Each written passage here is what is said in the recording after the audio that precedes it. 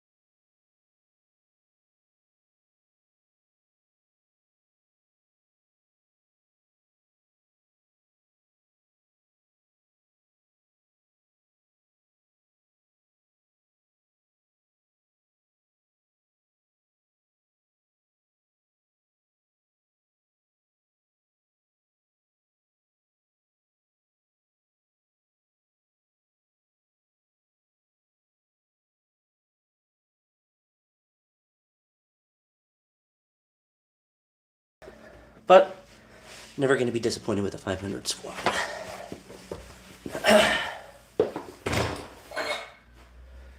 500 being more and more routine is always a good thing.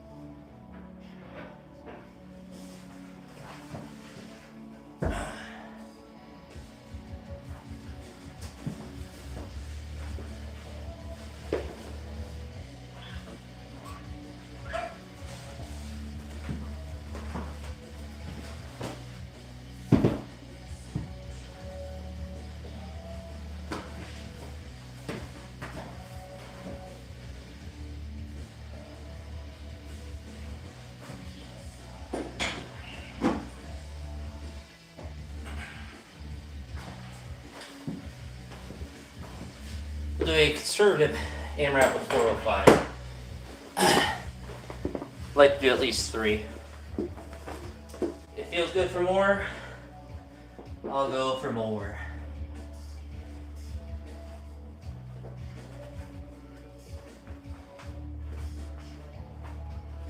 Three to 5 probably.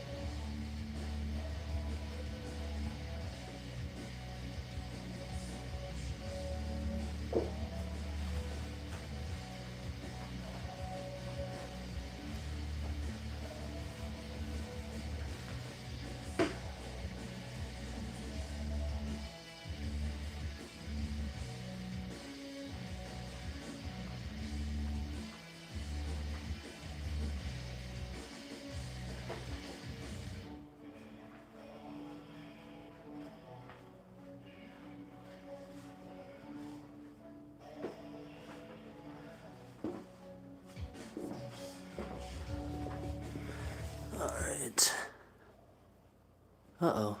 That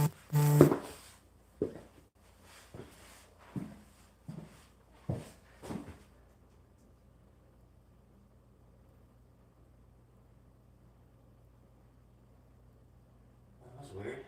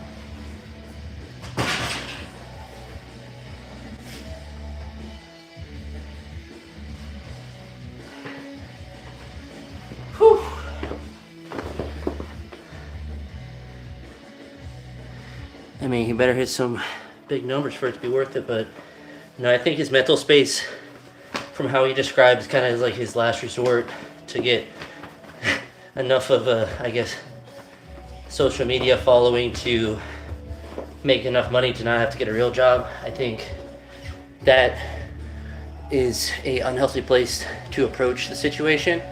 Now, his commentary about wanting to do it just to see what numbers he could do, I think is valid and fair, but inherently when you're trying to lift numbers for other people, you'll always be disappointing. And recommended powerlifting, trying to train. Just practice weightlifting.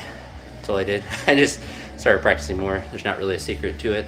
Make sure you have the mobility and do it. I don't know what he's doing as far as, the cycle exactly, because he's not talking about it, but who knows if, he's doing more than he should or whatever. As long as, he's talked about consulting with the doctor, so I'm not going to try to understand how to take performance enhancers, but I would imagine you don't need to wait, because you're going to pretty rapidly grow. But I think he'll continue to do it as long as he continues to progress. And I don't know, it'll show how much the performance enhancers help from where he was, because that's not to say that he's never done anything ever in the past. There's rumors of MASH elite athletes using things like SARMs back in the day, when Nathan Damron and him were there. There was a lifter who reported them to USADA or whoever the drug testing people were at that point. So there's rumors of them, and I think back then it probably technically wasn't against the rules, so I don't think SARMs were banned at that point because they were so new, but there's some thought and there's some ideas that if you get hyper strong that you might need some additional supports to do that. And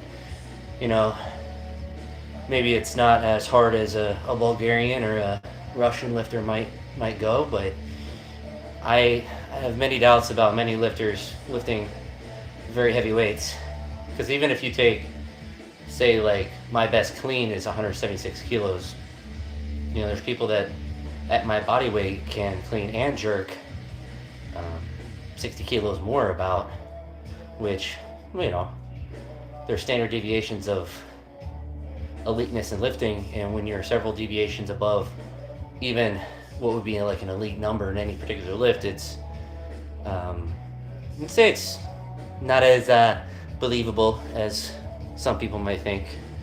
But yeah, it's interesting to see what he's going to be able to do. I don't think he's really going to get above 170, 175. And same with the clean and jerk. Like if he could do like 215, I think that's probably what his limit is. But I'm also of the mindset that he was he was already on peptides before anyway, he talked about, so he wasn't already 100% natural, and he tried to downplay that, but so do many people who take performance enhancers. They try to downplay the positive effect, but if it makes you feel better, makes your joints feel better, then it's already a performance enhancer with it. And you could say performance enhancers are on a scale of benefit, like being hydrated obviously make you feel better, that's performance enhancing in a sense, but when you're going taking hormones that are not natural to your body, then yeah, it is what it is. And I think it's kind of like with enhanced games, like are any of those weightlifters going to break a world record? Like I guess if the weight classes are reset and the numbers are low, then possibly, but if you watch regular weightlifting competitions at a high level, like they're all blasting anyway, so it's not like, oh, Wes Kitts is suddenly going to be stronger than he was supposedly without performance enhancers.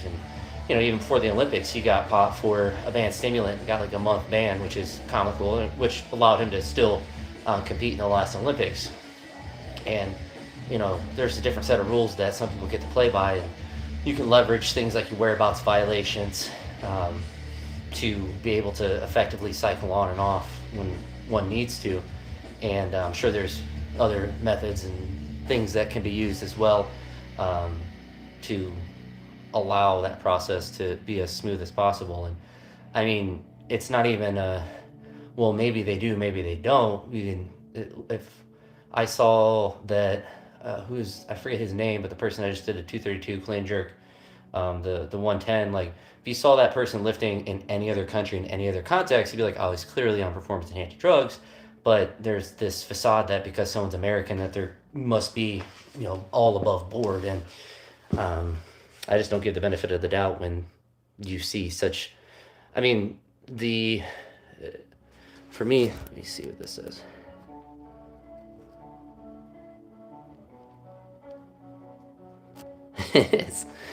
But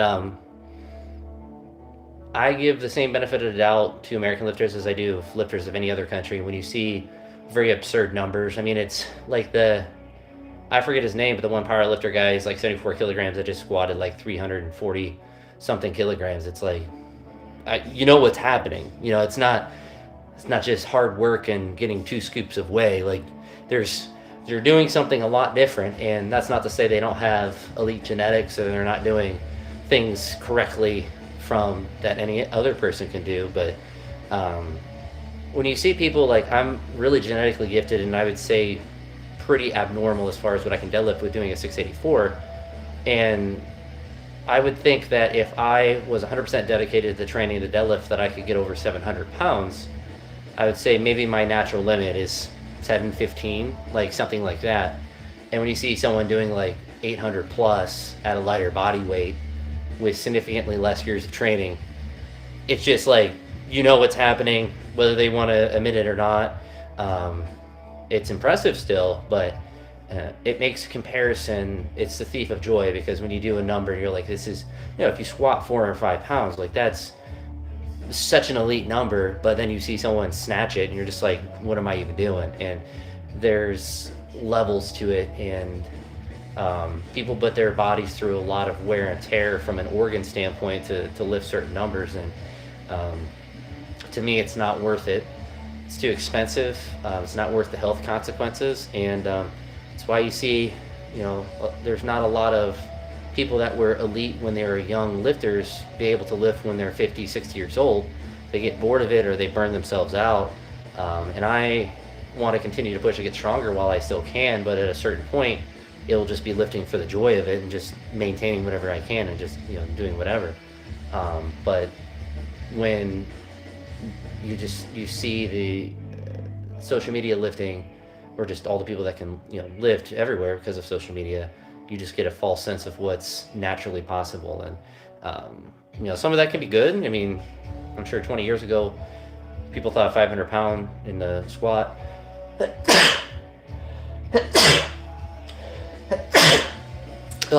would have taken, no, I don't know what that is. But when you think 20 years ago, like a 500-pound squat, you would think that's absurd. That's, you got to be on drugs, blah, blah, blah. And now you see it so much that it's possible. And I think I've seen Clarence Kennedy talk about this, and the Seek of Strength people talk about this. And I think the easiest way to contextualize it, I mean, you can think from a standard deviation. Oh. No, this band, I haven't heard of them, but yeah, this band's like Deftones. This is not Deftones. I forget. It's like Lordies or something.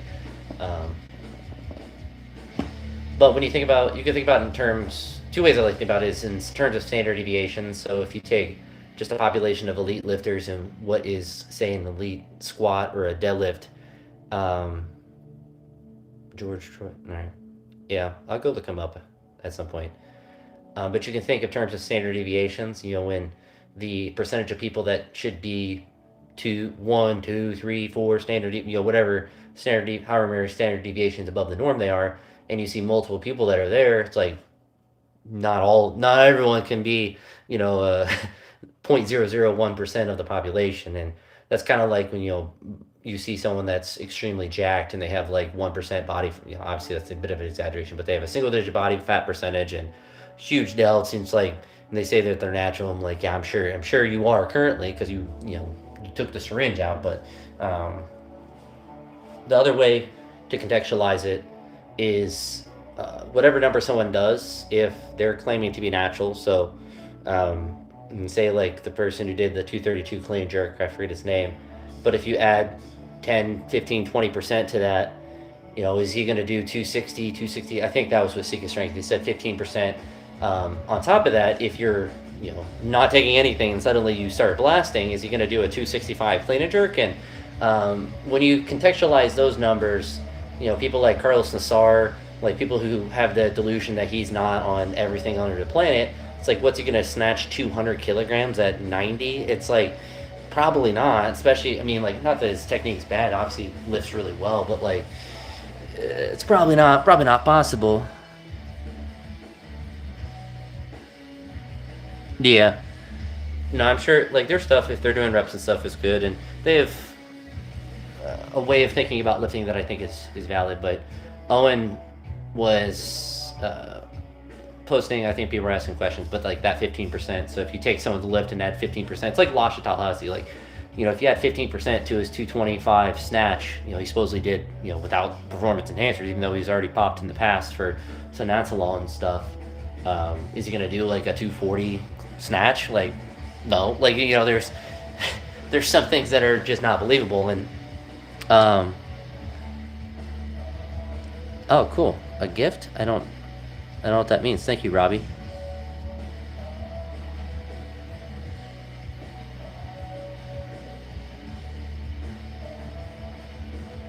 Honestly, I don't know, man. I have no idea about training for good bodybuilding. You just start lifting. But I mean, I do bench full ROM, and I'm a weightlifter. It's all about load management. But when you contextualize that, and you just take like a normal lifter, I mean, like Jesus, the guy who squats over 1,000 pounds, like if you add 15% to his lift, like if he's what's bodybuilding bench press? You take someone like him that can squat, or like Ray Williams that squats 1,000 pounds, and you add 15% to that. It's like nobody. You would think, and for powerlifting, it's especially easy to tell. Right. Especially easy to tell because you have untested powerlifting and you have guys that are just fully able to blast without any sort of qualms of what they're doing, and they're not getting anywhere near these natural guys' numbers. Which you say, well, the better athletes go to tested federations. Well, you would assume that there would be some, at least a smaller amount potentially of people that are in untested federations, but you would have someone that's squatting to that, and that's true. But when you have natural lifters that are outlifting all of the untested dudes by a lot, they're probably doing something that the untested people are doing as well. And being a good athlete helps as well. It's like if you add 15%, so if, let's say I optimize, or I actually did this earlier today. So 15%, my best snatch ever is 135. 15% upon that is about 160 kilos. If I assume 175 in the that I cleaned, let's say that I can clean and jerk that, which I can't. My best is 166, but it's assume that I could do 175. 15% upon that is 205 kilos. Now you see people doing those numbers on a relatively routine basis. Not a lot of people, but you see that happening. So you could extrapolate pretty obviously that I'm not on performance, or I'm just really bad about taking it, but that I'm not on performance enhancers. And if I was doing 160 and 200, 15% upon that, it's like suddenly you're getting into some suspicious categories. And I think it's important to contextualize your own lifting within yourself first and foremost. But when you see people that claim to be natural and they're clearly not, and they're doing stuff that's above elite, you just know what's happening. And to me, it's not like I necessarily care. It's just like an understanding of like, if you want to do those numbers, you have to do extra stuff that's not healthy for your body in order to be able to handle those numbers and be able to build to those numbers. I mean, you look at the Olivia Reeves and stuff like that, where she's lifting numbers that juiced up Russian and Kazakhstan lifters were lifting back in the heyday of we're just paying bribes and blasting, and she's suddenly able to do that.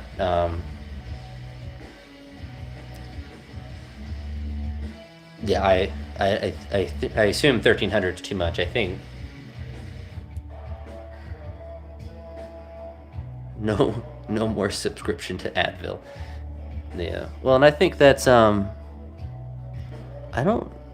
Somebody gifted me 100, but I don't know what that even means. So I appreciate that. You go back up to it.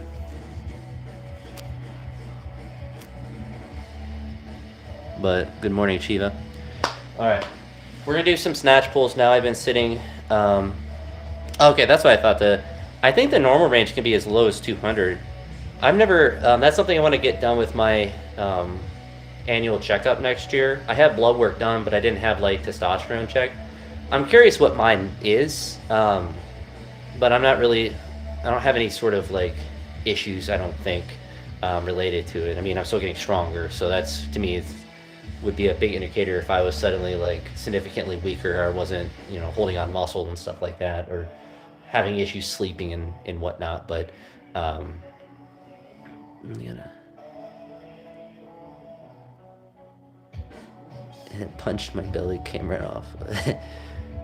Yeah, I just got the weightlifting one, the Rogue weightlifting one, weightlifting belt, and I like that one. I like it for heavy squats and deadlifts, but we're gonna do. I just don't know what the gift means on here. I wish I knew.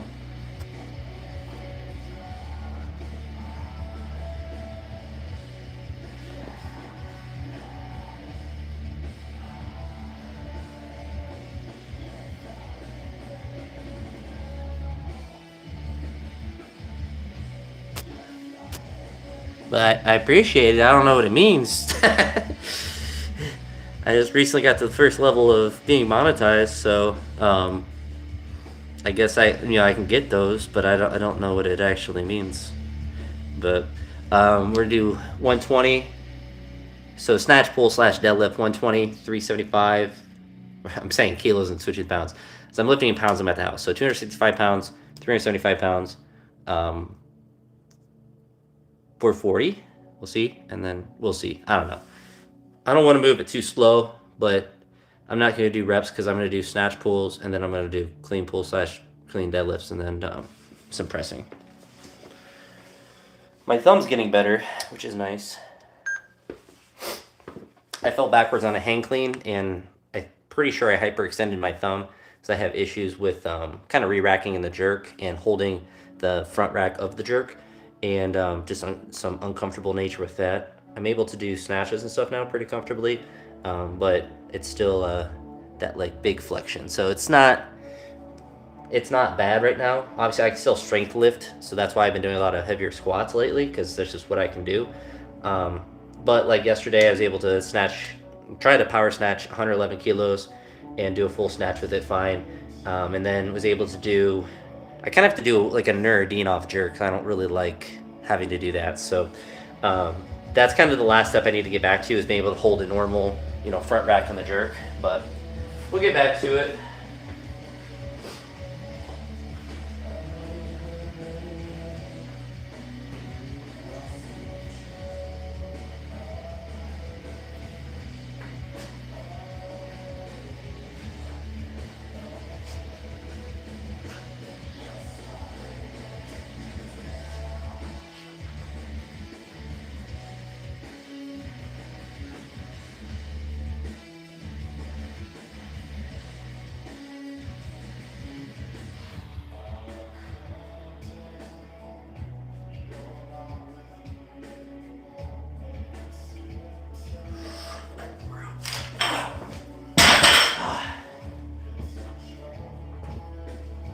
Pretty good. But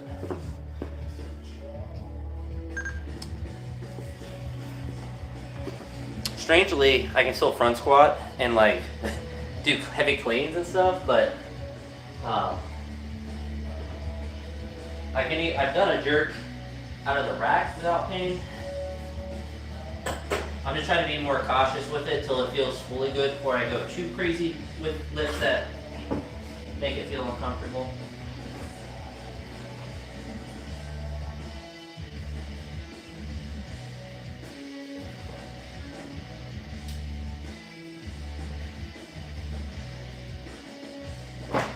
We're just gonna go to 445.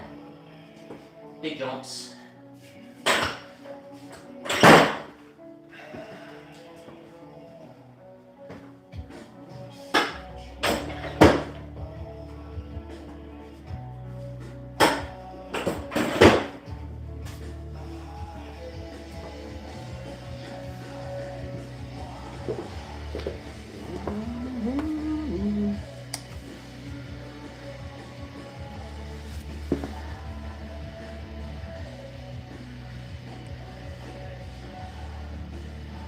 Arm is snatched. Yeah. Mine I didn't like, it wasn't like a traumatic extension. It was just, as I was falling back, I had to get out from underneath. So just pulled it, stretched it out a little bit more than it probably should. But thankfully it's not with the wrist, because then I'd really be limited in what I could do. Well, like yesterday was a pretty intense day of weightlifting stuff relative to what I've been doing like the previous week. And it's not like sore today. Yesterday I took anti-inflammatories before I lifted, but today I haven't taken anything, and it's not like, flared up or anything like that. So it's definitely on the mend, moving in the right way. And honestly, as the week has gone on, like snatches have felt more and more comfortable, because that was like the issue, was holding at the top when my wrist was flexed. Just didn't have that full, for whatever tendon in my hand was just tight. But now it's just jerks are like the last thing, which I can still hold a weight overhead. Like the end of a jerk is fine. It's that front rack of it.